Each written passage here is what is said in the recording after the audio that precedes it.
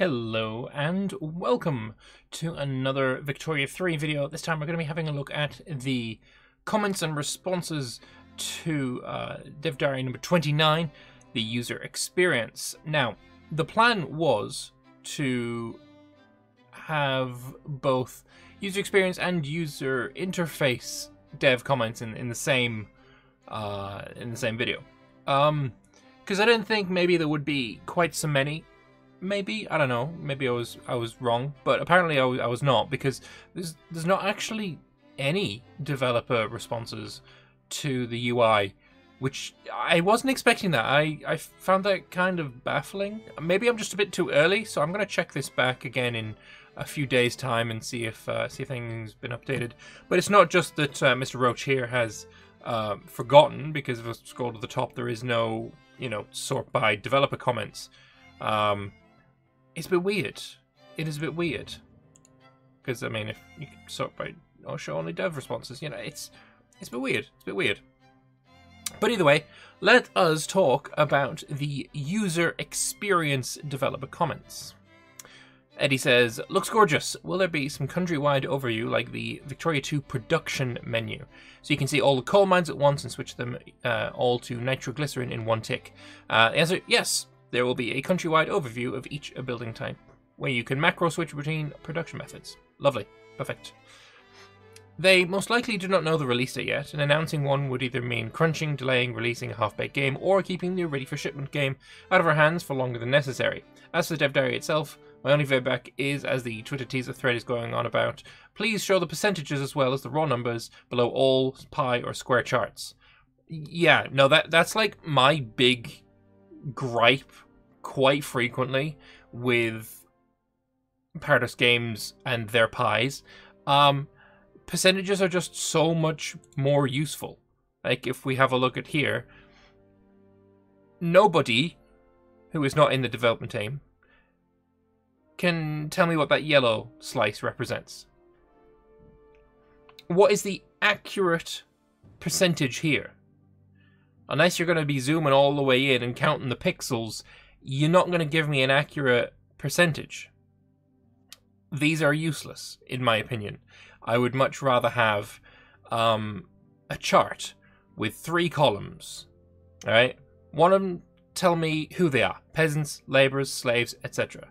Second one, the raw number. 3.21 million. Maybe hover over it and it'll tell you the exact number down to the individual unit, like 3,210,432 or something like that. And then thirdly, the percentage. Looks like it's about, I don't know, 82%, something like that perhaps? I don't know. Show me that percentage. Third column, percentage. That's all I want. That's all I need. I'm not difficult to please. Just saying. Thanks for the dev diary. A few questions come to mind. When plotting line graphs, can we choose the time interval? Are we going to be able to see the graph showing the evolution of GDP, for instance, from 1836 to 1936? As of right now, the interval is usually set from the beginning of the game, with either daily, weekly, or monthly sampling.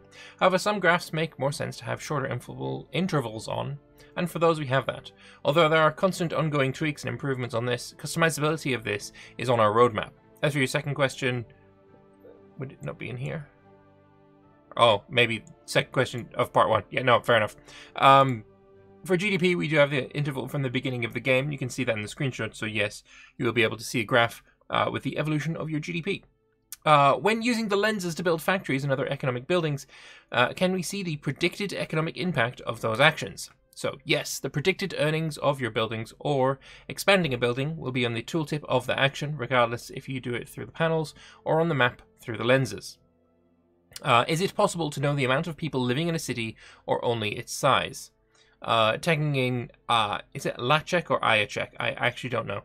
While population numbers are state-based, we know which pops work in which buildings, and we know which buildings belong in which cities. At the moment, we don't slice the data such that you can see how many people live in what cities, since it doesn't do anything for gameplay. Right, but it does a bit for immersion. It does a bit for feeling, which is very, very important. It's like mechanically, yeah, it doesn't make a difference, but mechanically, having a pretty map doesn't make a difference. Mechanically, having nice models for units... Oh, wait, no. Units aren't marching around on the map. Ignore that. Silly idea. Having nice models for things doesn't make a difference. But it sure would suck if it didn't have those. Having a nice UI doesn't make a difference mechanically, but it sure is nice.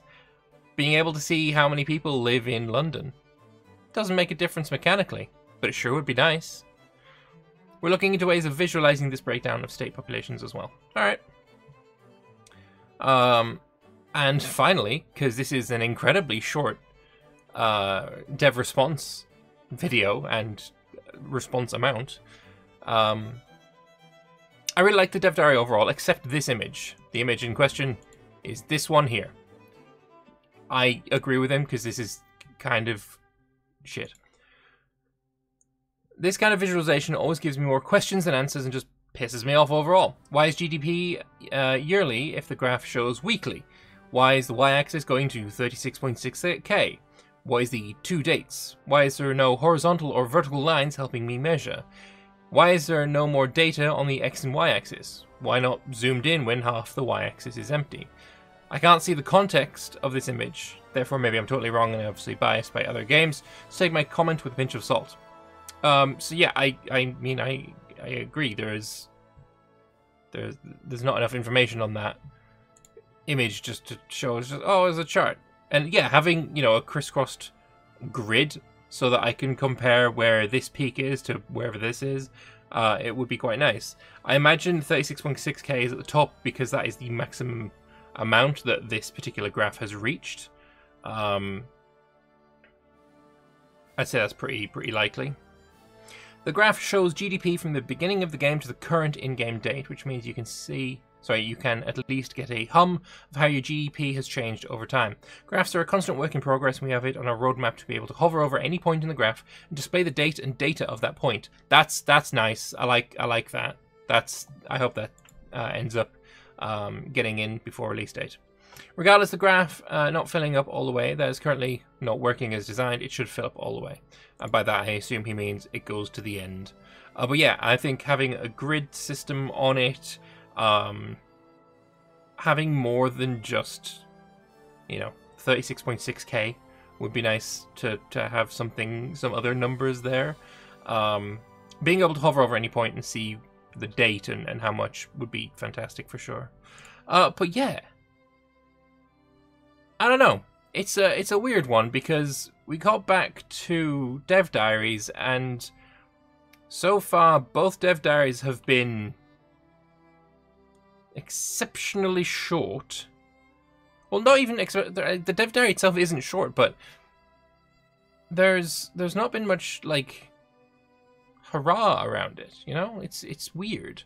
Of course, like UI and UX, it's not the most sexy things in the world, and I personally quite like it, but you know, it seems like a lot of hype has maybe a little bit gone away. I don't know. Maybe, I hope I'm wrong. But regardless, that is the developer responses, all, you know, 4 or 5 of them, to the questions in the, not the latest dev diary, but the dev diary that came before that. I hope you enjoyed it. It's been a short video for sure, but there's only so much panting that I can do. Thank you all very much for watching, and hopefully I will be able to get an AAR, a Victoria 3 AAR video out relatively soon. I've been super swamped and busy with editing the Phoenix Rises series, so I've been a little bit, you know, catching up with that. So apologies for not getting other videos out. But anyway, hope you like this one, and I'll see you on Thursday or potentially before then for another Victoria 3 video. See you then. Bye-bye.